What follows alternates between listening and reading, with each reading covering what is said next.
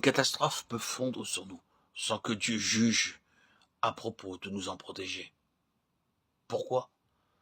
Parce qu'il a quelque chose en vue qui, le moment venu, et il le sait bien, justifiera pleinement les méthodes qu'il a suivies.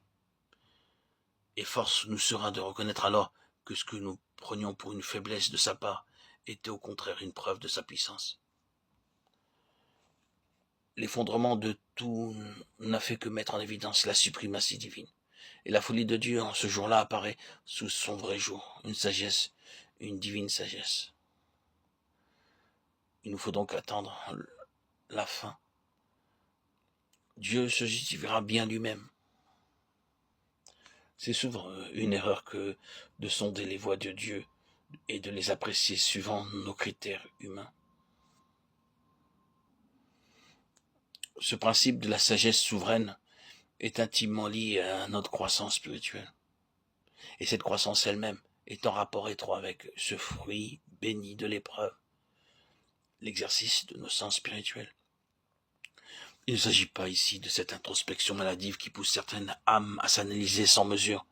Il y a des personnes qui tournent leur regard au-dedans, se livrant à une analyse détaillée de leur état d'âme, enregistrent consciencieusement toutes leurs réactions intérieures et s'imaginent ainsi exercer leur sens spirituel. Il n'en est rien.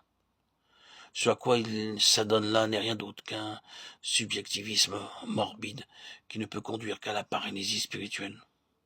Observez-en la fin et vous verrez bien qu'elle n'est que faiblesse, défaite et servitude.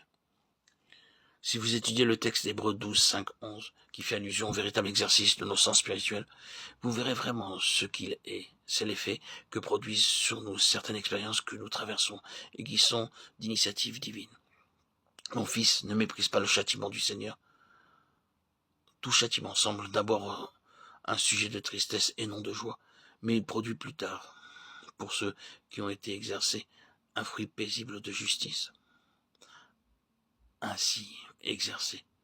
Comment ainsi? Par le châtiment dont Dieu a pris l'initiative. C'est comme des fils que Dieu vous traite si vous supportez le châtiment. Ou suivant la version anglaise, si vous supportez le châtiment, Dieu vous traite comme des fils. C'est parce que vous êtes des fils qu'il cherche à vous amener à la maturité. La rudesse des voies de Dieu, c'est cela qui exerce nos sens spirituels. Un jour, Dieu vous enlève à votre travail et vous livre malgré vous à l'inaction. Crise terrible. Vous allez jusqu'à dire que tout va de travers et que le Seigneur vous a abandonné. De quoi s'agit-il en réalité? D'une crise de croissance? Ne s'est-il pas avéré après coup qu'il s'agissait bien d'une crise de croissance? Et à la longue, vous avez découvert qu'après tout, les choses n'étaient pas allées si mal que vous l'aviez cru tout d'abord, et qu'au contraire, du point de vue spirituel, c'était précisément ce chemin-là qu'elle devait prendre.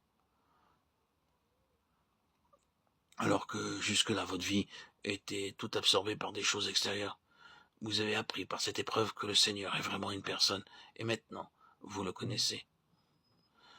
Dans la prison de votre inaction, il s'est révélé à vous intérieurement, et l'état spirituel auquel vous êtes maintenant parvenu est une telle force pour vous, que vous dominez sans peine les situations dont le contrôle naguère vous échappait.